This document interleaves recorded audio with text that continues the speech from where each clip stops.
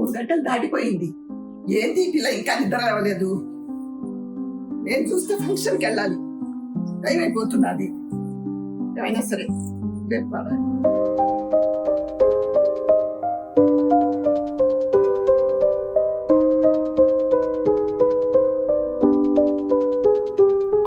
అమ్మాయి, వారం నుంచి రోజు చూస్తున్నా, ఏంటి ఆ హెడ్ ఫోన్స్ చెవిలో పెట్టుకొని నిద్రపోతున్నావు?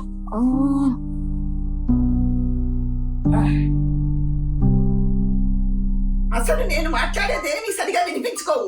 అందులో ఈ హెడ్ ఫోన్స్ ఒకటి, ఇది పెట్టుకొని చెవిటి దాన్ని వద్దాం అనుకుంటున్నావా? అసలు ఏం వింటున్నావే రాత్రంతా?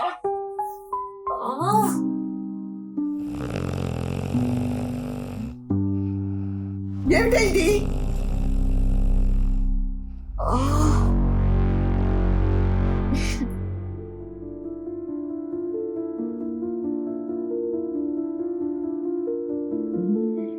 ఏమిటి ఈ గురక సౌండ్?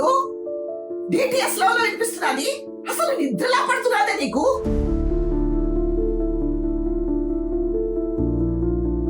నిన్నేనే అడిగేది. అసలు నేను మాట్లాడేది ఏమైనా వినిపిస్తున్నదా నీకు? అలా బెల్లనుకుంటున్న రాయిలా ఉన్నావేమిటి? ఇంతకీ ఎవరిదే గురక? అది రాకేష్ గురికే, రికార్డ్ చేసి పంపించాను. ఏమిటే నువ్వు పెళ్లి చేసుకోబోయే రాకేష్ ఇంత గురక పెడతారా? నాకు నిద్రలో కాళ్ళు వేసే అలవాటు ఎలా ఉందో రాకేష్ కి గురక పెట్టే అలవాటు ఉంది. మెడిసిన్స్ వాడుతున్నాడు, బట్ తగ్గటానికి టైం పడుతుందని చెప్పాడు. మా మ్యారేజ్ అయ్యేలోపు రాకేష్ గురక అలవాటు చేసుకుంటున్నాను. రేపు పొద్దున ఒక గురక వల్ల మ్యారేజ్ బ్రేక్ అయిందంటే వినటానికి బాగోదు కదమ్మా. పిచ్చా నీకు? ఇంతలా గురక పెట్టేవాడితో రేపు ఎలా కాపురం చేస్తావే? ఈ సంబంధం క్యాన్సిల్ చేసేసుకుందాం. నో వే మా. ఏంటే నోవే? నా మాట విని ఇప్పటికే నా సంబంధం క్యాన్సిల్ చేసుకున్నాం. రేపు ఒకవేళ మెడిసిన్స్ ఉపయోగించిన గురక తగ్గకపోతే అప్పుడు ఏం చేస్తావే నువ్వు? అందుకే కదా సేఫ్ సైడ్ గా గురక వినటం అలవాటు చేసుకుంటున్నా. ఇంకేంటి ప్రాబ్లం? నిన్ను అర్థం చేసుకోవడం నా వల్ల కాదు. ఇప్పటి వరకు అమ్మాయి పేరెంట్స్ అబ్బాయికి సాలరీ ఎంత, అబ్బాయికి ఇల్లు ఉంది అని అడుగుతున్నారు. ఇక నుంచి అబ్బాయి గురక పెడతారా అని అడగాలేమో. మన లైఫ్ పార్ట్నర్ లోని పాజిటివ్సే కాదు, కొన్ని ఇబ్బందులను కూడా అర్థం చేసుకొని అడ్జస్ట్ అవడమే పెళ్లి అంటే. లేదంటే చిన్న చిన్న వాటికే గొడవలు పడుతూ ఉంటే ఎవరు కలిసి ఉండలేరు. పర్లేదు, బాగానే అర్థం చేసుకున్నావు మ్యారేజ్ ని.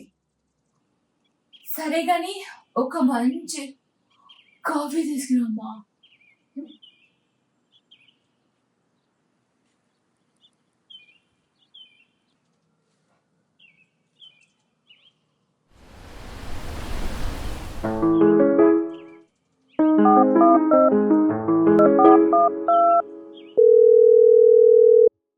హలో రాకేష్. హలో. ఆంటీ చెప్పండి, ఎలా ఉన్నారు? నీ పద్ధతి ఏం బాగలేదు. ఏమైంది ఆంటీ? తనేమో నీ గురక వినాలి, నీతో కలిసి ఉండాలని నీ గురకకు అలవాటు చేసుకుంటున్నాను. కానీ నువ్వు నా కూతురి కోసం ఏం సాక్రిఫైస్ చేస్తున్నావు? తనకి వంట రాదని చెప్పింది, సో సో వంట నేర్చుకుంటున్నా ఆంటీ. వంట రాదని తనే చెప్పిందా? అవును. ఇద్దరికిద్దరు భలే సరిపోయారు. తనకు టేస్టీగా వంట చేయడం ఎప్పటికీ రాకపోతే ఏం చేస్తావు?